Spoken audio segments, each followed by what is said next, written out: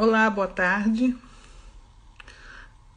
Vamos começar hoje uma live falando sobre dependência emocional com uma colega, Tassiane de Natal.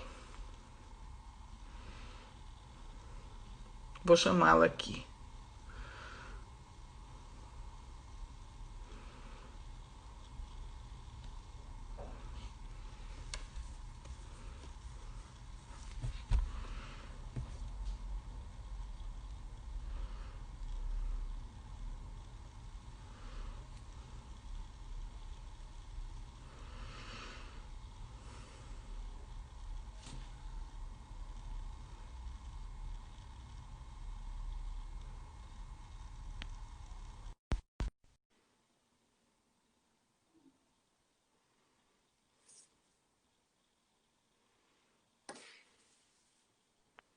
Olá, Olá, querida. tudo bem? Muito obrigada, viu? Obrigada a você pelo convite. Que bom falar com você aí e fazer esse link, né? Brasil, Portugal, Brasil, mundo todo, que a gente está precisando desses links ultimamente, né? Sim. Dessas conexões. E eu quero lhe dizer ao pessoal que a Tassi faz psicoterapia online e é maravilhosa. Aí o pessoal da Inglaterra, o pessoal da Espanha, os brasileiros que estão aqui em Portugal também. Vocês vão Sim, agora ter a sim. oportunidade de ouvir ela falar sobre dependência emocional. Não vou conversar muito porque ela tem pouco tempo para a gente. Vamos, Tassi, começar? Sim. Vamos lá. Daí a gente fica interagindo. Quem quiser perguntar alguma coisa, a Mônica também, obviamente, né? Então, só introduzindo um pouquinho nesse trabalho de terapia online, né? Hum, Eu comecei um pouco antes, que eu já acreditava muito nessa ideia, né? Nessa outra forma de conexão, nessa outra forma clínica. E agora, com a pandemia, né? Todo mundo teve que aderir. E eu achei isso maravilhoso, porque é um jeito, né, da terapia, né, do autoconhecimento chegar para o máximo de pessoas possível. sim, Então, né, esse tema dependência emocional é um tema que sempre vem, né, na nossa prática clínica. Você também deve observar isso, né, Mônica? sim, Né? E a dependência emocional está muito relacionada com a nossa criança ferida, né? O que é a nossa criança ferida? É um arquétipo, né? Um símbolo psicológico, né? É, de tudo aquilo que a gente vivenciou, experienciou na nossa infância, na nossa história, e que a gente ainda carrega, né? Então eu costumo dizer assim, que é como se a nossa vida fosse um fio de energia elétrica, né? E ao longo das nossas experiências vão ficando fios soltos. E o processo terapêutico, ele vai lá e encapa esse fio, passa ali uma fita isolante para que a gente consiga fluir e agir, pensar e sentir de acordo com a nossa idade atual, né? É como se emocionalmente a gente não amadurecesse como a gente amadurece fisicamente, né? Então, fisicamente a gente é bebê, criança, adolescente, adulto e idoso. Emocionalmente não é assim, né? Emocionalmente tem um lado nosso que está lá na criança, que está lá no adolescente, que está lá na vida intrauterina, né? Porque essa linha de energia elétrica que eu falei, ela não começa quando o bebê nasce, é muito anterior a isso, né? Lá na vida intrauterina, a gente já está tendo uma série de experiências que vão repercutir na nossa vida adulta. Então, fazer terapia é ter essa oportunidade, né, de ressignificar essas experiências e fazer com que a nossa energia volte a fluir, a nossa energia de vida, né, nossa energia vital, volte a fluir de acordo com a idade que a gente tem hoje. Então, em relação à dependência emocional, o que acontece é que essas experiências essas experiências primárias, né, lá na vida intrauterina, lá no bebê, na infância, elas, dependendo de como foram essas experiências, a gente vai ficar com um vínculo fragilizado, principalmente com a nossa mãe, né, com o nosso pai, né? A gente sabe que a primeira experiência, né, com a né, Ah, então travou. questão dele. Travou? Aqui tá Travou um fluindo. pouquinho. Continua. Então, vamos embora. Se travar, a gente reinicia. Daí, então, o bebê, o que que acontece? Ele pensa, né, ele pensa, entre aspas, que que a mãe é uma extensão dele, né? Então, lá, quando ele é bem bebezinho, a mãe, né, o seio da mãe é uma extensão dele. À medida que, então, ele entende a mãe e o bebê como um binômio, né, como uma coisa só. À medida que ele vai amadurecendo, né, então, enquanto ele ainda não tem a parte cognitiva formada, ele continua registrando experiências, né, dentro de uma memória somática, né, dentro de uma memória do corpo. E mesmo que você não tenha que é o que a gente chama de angústia sem nome, né, mesmo que você não tenha uma lembrança, eu não lembro da minha mãe, sei lá, me deixando chorando no berço quando eu tinha 3 meses. Mas o seu corpo lembra, né? E como o bebê não tem essa dimensão de o que significa 1 minuto, 1 hora, 1 semana, um ano, né? Ele não tem essa noção de tempo, então ele não sabe, por exemplo, que a mãe que deixou ele chorando lá, aquilo foi 1 minuto. Foi só o tempo dela ir fazer um xixi e voltar, por exemplo. Né? Para a criança, né, para o bebê, aquela experiência ela fica de um nível muito alto de desamparo.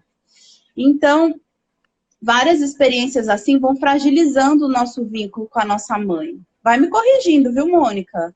Olha, Se você achar professor, alguma coisa. toma. Então, dependendo de como foi estruturado esse vínculo, né, principalmente com a nossa mãe, né, depois o bebê, como eu estava falando, o bebê começa a entender que ele não é mais uma extensão da mãe dele, sim um indivíduo, né, ele é uma pessoa única, e a mãe dele é outra pessoa, e daí, nesse sentido, o papel do pai é fundamental para fazer esse corte, né? Para ele entender que existe um eu, existe uma mamãe, existe um pai que vai abrir as portas, né? Vai abrir o caminho dele para o social, para ele entender que não é só aquilo ali que existe, sim todos os 7 bilhões de habitantes da Terra aí para ele interagir.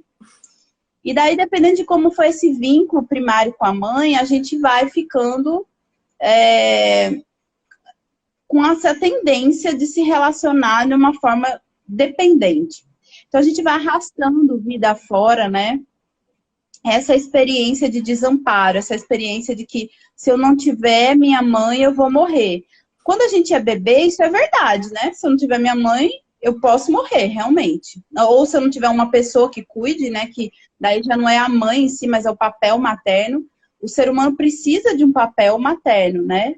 Ele precisa, não tem como, senão ele morre. Então é verdade quando a gente é bebê que se não tiver um papel materno, a gente morre. Só que quando a gente vai crescendo... E um papel paterno para não enlouquecer. Exato, um papel paterno para dar um limite aí, né? Para dar uma aprumada na pessoa. Exato. Porque também se a gente ficar ali muito colado na mãe, depois a gente se desapruma na vida, né? Não tem espaço para nada mais na vida, né? No futuro. Então, daí, o que acontece? Dependendo de como foi esse vínculo com a mãe, a gente começa a projetar essa primeira experiência relacional, né? Essa primeira experiência de relacionamento nas nossas outras relações mais adultas. Então, não é incomum, né? Pelo contrário, é muito comum que a gente vai lá se relacionar, né? Com o namorado, com o marido, e a gente começa a projetar nesse parceiro ou parceira essa primeira experiência que a gente teve. Então, a gente passa a tratar aquela pessoa como o nosso oxigênio, né? Como a nossa mãe foi um dia. E daí, o que acontece? A gente começa a depender emocionalmente dessa pessoa, né? Então, se essa pessoa não tá na minha vida, se ela termina a relação, se ela briga comigo, se ela não manda um WhatsApp, eu morro, né? Eu tenho um troço, né? Mas, na verdade, aí o que está acontecendo é um fenômeno projetivo, né? A gente está projetando no outro essa relação primária. E daí isso é muito complicado, porque quando a gente tem um parceiro, a gente tem que se relacionar com ele do ponto de vista horizontal. Ou seja, eu e meu parceiro temos o mesmo peso na relação, a mesma importância. Um dá e o outro recebe de forma igualitária, com equidade, né? Eu dou, o outro recebe, o outro dá e eu recebo. Aí a gente consegue ter uma relação que funciona. Quando isso fica desnivelado, ou seja, um dá muito e o outro dá pouco, um recebe muito e o outro recebe pouco, a gente tende a repetir a relação com os nossos pais, porque essa relação fica vertical, né? Ou seja, eu dou muito e o outro dá pouco, né? Então, o certo é assim, um dando e o outro recebendo. Se eu dou muito e o outro dá pouco, a gente verticaliza a relação. Ou seja, faz com que aquela relação passe a ser, na verdade, uma relação parental, de pai e mãe, e não de marido e mulher, ou, né, ou numa relação homossexual, uma relação de parceria, na verdade. Então, aí, eu acho que, assim, de tudo que se tem para falar de educação emocional, de dependência emocional, o ponto mais importante para mim é esse equilíbrio do dar e receber, né? Esse equilíbrio do dar e receber é uma lei sistêmica, né? Bert Hellinger, quando ele criou lá as constelações familiares, ele elencou 3 leis que regem os relacionamentos, né? E entre elas, essa daí do dar e do receber. Tem a lei do pertencimento, né? De que a gente tem que pertencer numa família. E tem a lei de quem veio da precedência, né? Quem veio antes tem precedência sobre quem veio depois, né? Por exemplo, no caso dos pais, os pais têm precedência em relação aos filhos. No caso de relacionamento, a precedência é ao contrário. O relacionamento atual tem precedência em relação ao anterior, porque senão a gente ia ficar carregando os ex aí, né? Na vida. Já imagino. E Ave Maria, a gente já carrega, né? A gente já tende a carregar. Então, você imagina. E daí, essa outra lei, a lei do dar e receber, que implica que eu tenho que dar e receber de forma equilibrada numa relação para não haver dependência. Quando isso não é feito, né? Quando não ocorre assim, quem dá muito se sente sobrecarregado, né? Quem nunca sentiu isso. E quem dá pouco, ou seja, quem recebe muito, se sente indigno, né? Porque recebe muito. E daí fica assim, com aquele sentimento de dívida impagável.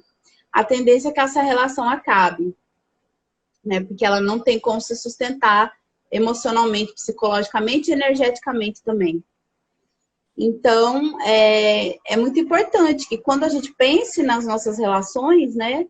Para identificar se está rolando uma dependência, a gente primeiro pense nessa questão da lei do dar e receber. Será que eu estou dando muito? Será que eu estou dando pouco? Como é que eu posso compensar essa balança no meu relacionamento? Esse é um ponto que a gente deve refletir bastante. Daí, Mônica, tem outra coisa que Bert Hellinger fala que eu adoro, que é assim, ele falou que eu só posso receber do outro, essa vale anotar, viu? É meu mantra esse. Se eu só posso receber do outro o que eu preciso. Então, eu só vou pegar do outro, vamos supor que tem alguém querendo me dar algo. Eu só posso pegar o que eu preciso e não o que excede. Então, por exemplo, se alguém tem R$1.000 para me dar, ele tem até 2.000, mas eu só estou precisando de 1.000, eu só devo pegar os 1.000.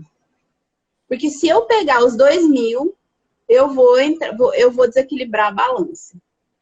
Então, eu só devo pegar o que eu preciso. Então, se eu só preciso de 1.000, é 1.000. Eu não vou pegar 1.500, nem 2.000, tão pouco. Então, eu só devo pegar o que eu preciso, só receber o que eu preciso e só devo dar o que eu tenho. Então, se eu tenho 2.000, eu não posso dar 2.000, que vai faltar para mim. Eu posso dar 1.000, eu posso dar 500, eu posso dar 100, mas não 2.000, muito menos 2.500. Né? Então, quando a gente numa relação, qualquer que seja a relação aqui, né? A gente está focando um pouco em relacionamento afetivo, mas qualquer tipo de relação profissional, relação... só muda na relação parental, já falo sobre isso, que é uma outra regra, mas uma relação de amizade, né? Então, a gente só pode dar o que a gente tem e só pode pegar do outro o que a gente precisa. Fica a dica aí, né? Não é algo fácil fazer, que a gente tem nossas carências, mas é algo que a gente deve perseguir na vida. No caso de relação com pai e mãe... Um exemplo prático isso na vida conjugal, como seria? Em relação à afetiva? Por exemplo, pronto, por exemplo, numa relação conjugal, né? Num casamento. Nas tarefas domésticas. Eu tenho que dividir essas tarefas de uma forma igualitária. Então, por exemplo, se eu lavo a louça, o outro pode fazer o almoço. Agora, se eu vou lá e faço o almoço e lavo a louça, e o outro fica sentado assistindo televisão, essa relação tende a ter conflitos, né? A ter situações, inclusive, viabiliza até um término. Lógico que você não vai terminar por conta disso, mas esse pequeno exemplo, ele reflete outras situações. E também então, se eu vou lá e começo... Na questão de que quando só o marido banca a casa financeiramente, ninguém divide, a mulher não divide. Como é que fica isso? Daí tem os acordos, né? Então, por exemplo, se vamos supor, o certo seria dividir para ninguém sobrecarregar, né? Para manter essa balança ok. Para continuar espiralando para cima, né? Do que espiralando para baixo. Eu já vou falar sobre isso. Mas, por exemplo, se, por exemplo, o acordo for, tá bom, eu ganho dinheiro e você organiza a casa, ou organiza a dinâmica da casa, e isso dentro do casal for algo ok, tudo bem. Porque um tá dando uma coisa, o outro tá dando outra. Agora, se eu vou lá e banco a casa e ainda chego à noite e tenho que faxinar a casa, por exemplo, daí já começa o desnível. E o outro tá assistindo televisão, né? Então, é mais ou menos assim. Uma coisa que faz o relacionamento crescer, segundo o Bert Hellinger, é assim. Por exemplo, se eu te dou... aí eu e Mônica, aqui eu dou, sei lá, uma caixa de bombom da Copenhagen para ela. Né? Já comecei em alto nível, né? Então, sim, ela vai, necessariamente, ela vai se sentir na obrigação, ou no desejo de me recompensar. Ela não vai lá e vai comprar uma caixa da Lacta, um sonho de valsa para mim, embora seja bem gostoso, mas não é um Copenhagen, né? Ela não vai me dar um sonho de valsa. A tendência é que ela vá lá e compre, sei lá, um Godiva para mim, um melhor ainda. Se ela comprar um Godiva, aí pronto, nossa amizade vai crescendo cada vez mais. Porque daí ela vai me dar um Godiva, eu vou dar um mais barra ainda, um suíço, e a gente vai crescendo, né, nessa doação. Espiralando para cima. Mas se eu for lá e dar uma caixa da Copenhagen pra Mônica e ela vier com joinha para mim, ou seja, ou ela me dá um joinha, ou ela me dá um sonho de valsa, a tendência é espiralar para baixo. Então, daí eu vou falar, eita, mas caramba, fui lá e comprei um Copenhagen, ela só me deu um sonho de valsa, ou só deu um joinha para mim. Mas também... Daí eu vou deixar... Pode acontecer o seguinte, se você me der uma caixa de bombom de Copenhagen, eu vou me sentir muito angustiada se eu não tiver condições de lhe retribuir também. Tem isso. Isso, exatamente. Mas, por isso que a gente tem que dar o que a gente tem, né? Assim, a gente só pode pegar o que a gente... Aliás, a gente só pode pegar o que a gente precisa. Sim. Então, talvez, se você não tivesse, por exemplo, condições de me dar uma caixa, de receber uma caixa da Copenhagen, ou de me dar, talvez você devesse não receber. Ou, por exemplo, partilhar comigo. Então, tá bom, tá. Então, bora comer juntas essa caixa de bombom. Ok. Para dar uma equilibrada, né? Isso, na prática, a gente tá usando chocolate aqui, mas na prática é assim... Se eu fui lá e fui capaz de, não só nas tarefas domésticas, mas até nas ajudas, né, que a gente troca num casal ou em qualquer relação, eu tá sempre assim, pô, esse meu amigo me ajudou tanto, eu acho que eu vou ajudar ele, mas aí eu não posso fazer o que ele pode, né, o que ele, por exemplo, ele me deu um presente caro, mas eu posso eu mesma fazer um presente para ele do fundo do meu coração. Então eu não posso comprar um Copenhagen, mas eu sei fazer bombom muito bem. Eu vou fazer, vou botar todo o meu amor ali. Daí ele quase equipara ao Copenhagen, porque eu botei o meu amor ali e tô te dando um chocolate massa, né? Então tem várias formas de você compensar isso na relação. Então, se a pessoa, sei lá, não tá podendo trabalhar ou não tá podendo fazer a atividade da casa, você pode ir compensando de outras formas. Contanto que a gente esteja sempre ligado nesse dar e receber. E não um se empenha muito e o outro fica balançando numa rede, né? Na atitude oral, não é? Regredida, esperando a mamadeira chegar e reclamando. Exatamente, exatamente. Que é isso que vai favorecer essa situação de dependência. Porque daí esse que está lá balançando uma rede, uma hora ele também vai ficar dependendo dessa ajuda que ele recebe toda hora. E daí, muitas vezes, quando ele sai do relacionamento, ele não sabe nem para onde vai, porque ele não sabe como é que faz para ele mesmo ir lá e fazer a comida dele, ou fazer aquilo que ele tem que fazer por ele. Ele fica alimentando um sentimento de incapacidade. Daí ele começa a usar o outro para suprir essa sensação de incapacidade, né? E é um sofrimento para ambas as partes. Às vezes a pessoa que está na posição de receptora, ela fica também muito angustiada e insatisfeita, porque nada satisfaz. E sempre a culpa Exato. Isso, e acho perfeito isso que você está falando, porque não é incomum que o parceiro que recebe mais seja o parceiro que termina a relação. Isso é super comum. Daí o que dava muito fala, mas eu que dei tanto, eu fiz tanto, né? Eu dei minha alma nessa relação. Daí essa criatura termina? Sim, porque você não cuidou do balanço, né? Você criou uma relação de dependência, né? E isso se estende para todas as relações. Então, no trabalho, quando você vai lá e morre de trabalhar e seu salário nunca aumenta, isso também tem a ver. É natural, às vezes acontece da empresa te demitir, mesmo você dando seu sangue, né? Então, você tem que sempre estar ligado. Então, você quer fazer mais pelo seu trabalho? Faça, mas pleiteie também os seus direitos, né? Pleiteie também a contrapartida disso.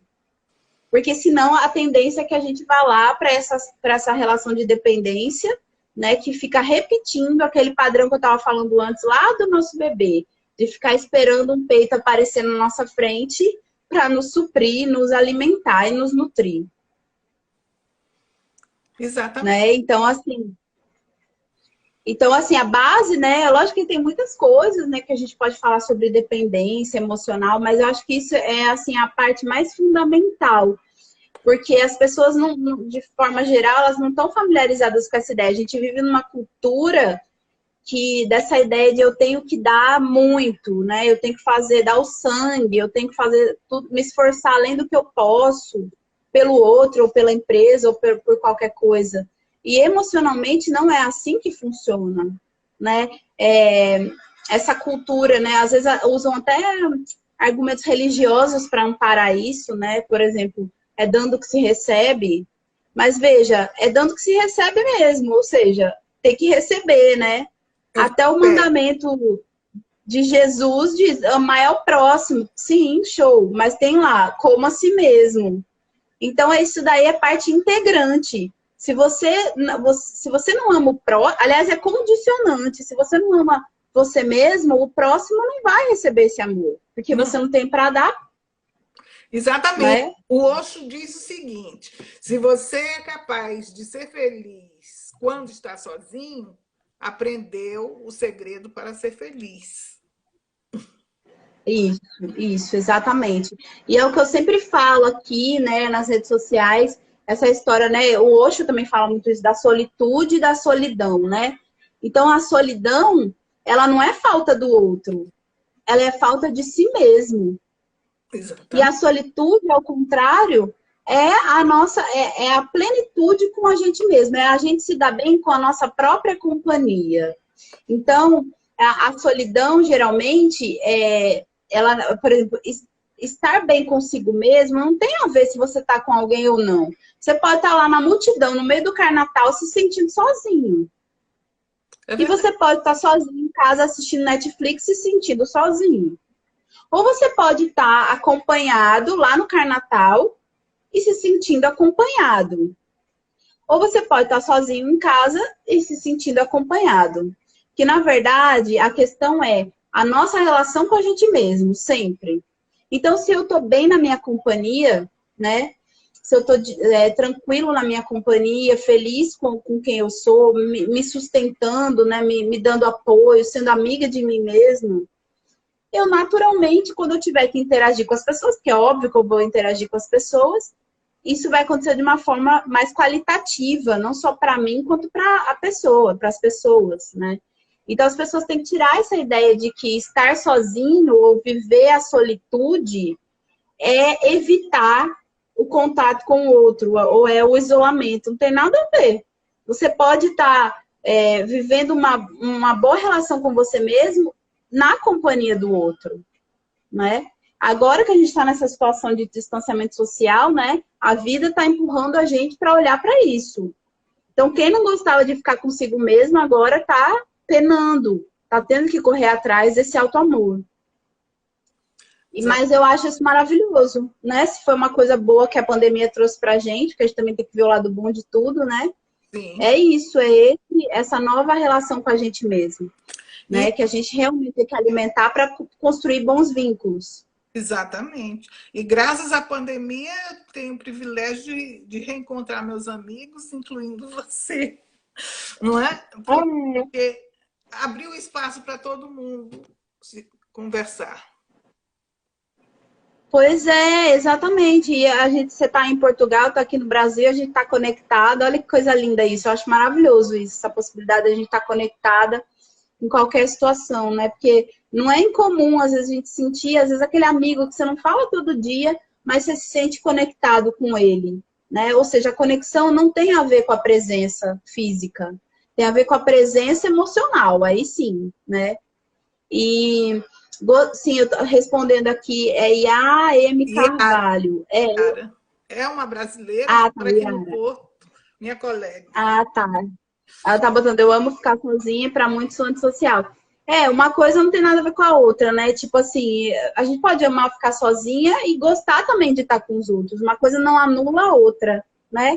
E a gente também não vai querer estar sempre sozinha, a gente também vai querer interagir, faz parte, né? Esses dois momentos na nossa vida, querer estar com a gente e querer estar com o outro. Mas a relação com o outro deriva da relação que a gente tem com a gente, depende, né? Se a gente tem uma boa relação com a gente vai ter com o outro naturalmente. Sim. Pois é isso. Eu acho que eu trouxe umas noções básicas, daí eu quero agradecer também, né, a oportunidade de estar aqui falando, de reencontrar vocês, de poder estar usando as redes sociais de uma maneira positiva, né, que é o que a gente deve fazer agora. E quem quiser saber mais, né, assim, do meu trabalho, das coisas de autoconhecimento, eu tenho o blog lá na Tribuna do Norte, Webterapia, www.tribunadonorte.com.br, que eu falo sobre esses temas. E aqui no Instagram também, no YouTube.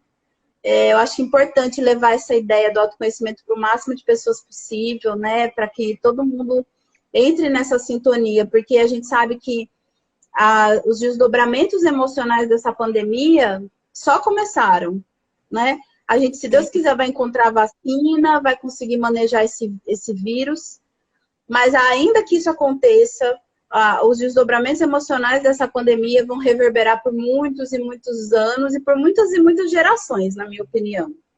Eu acho que as pessoas vão aprender a viver sozinhos, vão aprender porque ainda não aprenderam. Agora teve que ser uma reação ao Covid, estar sozinho. E em Nova York, o que aconteceu? As pessoas, os bairros afastados, hoje, todo mundo que morava nos centros urbanos foram para o subúrbio. E o que vai acontecer nos grandes centros vai ser isso, as pessoas buscando mais o distanciamento social. O conceito de vida urbana vai mudar e isso vai mexer muito no psicológico de todo mundo. Isso, com certeza. E eu acho que vai ser bom, né? Sempre. Eu acho que a gente vai passar por algumas dores ainda, já estamos passando, né, por muitos medos, muitos lutos, mas sempre depois de uma crise vem uma mudança positiva, né? Então, acho que a gente tem que focar nisso e seguir, É verdade. Um né? beijo, muita luz aí para o Brasil, porque vocês estão precisando de luz. Sim, com E certeza. tudo de bom, querida. Obrigada. Beijo, Mônica. Beijo para todo mundo. Tchau. Tchau.